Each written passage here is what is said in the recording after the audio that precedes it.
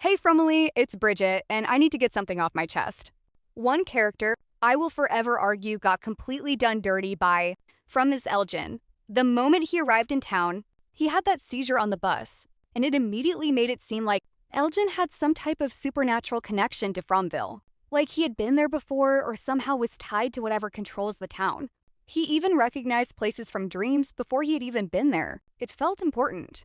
Then the kimono lady enters the picture. Unlike the monsters, she didn't just chase or threaten.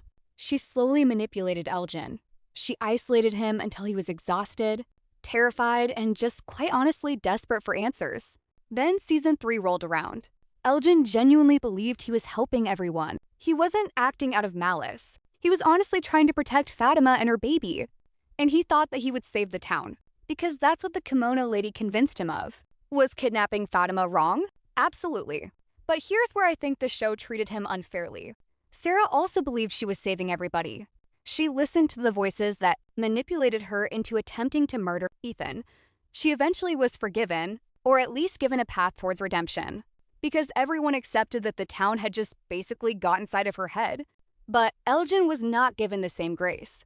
Instead, Boyd tortured him with a hammer, and Sarah, of all people, took one of his eyes to force him to talk. The irony is almost unbelievable. The one person that should have understood exactly what Elgin was going through became the person who permanently disfigured him. The kimono lady was real. The visions were real. He wasn't imagining any of it. He was simply manipulated into begin believing that he was doing the right thing. When you go back and watch his entire arc, it's actually pretty tragic. He was one of the kindest people in town. He respected everybody. He rarely argued, yet it just always felt like people talked down to him or just dismissed him. Nobody really stopped to ask why he was seeing the visions or why he seemed to be connected to the town. And that's the biggest disappointment to me. The writers introduced Elgin as someone who seemed incredibly important. The seizures, the dreams, his staged familiarity with the town, his unique connection to the kimono lady, it all suggested he was going to unlock some huge mystery about Fromville. But instead, the story became a vehicle to move Fatima's pregnancy plot forward. And once that was over, Elgin was left physically broken and emotionally shattered.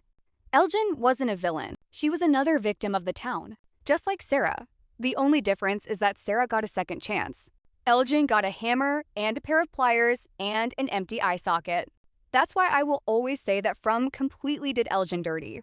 Now, stay tuned for part 2 or the conclusion of my rant about Elgin.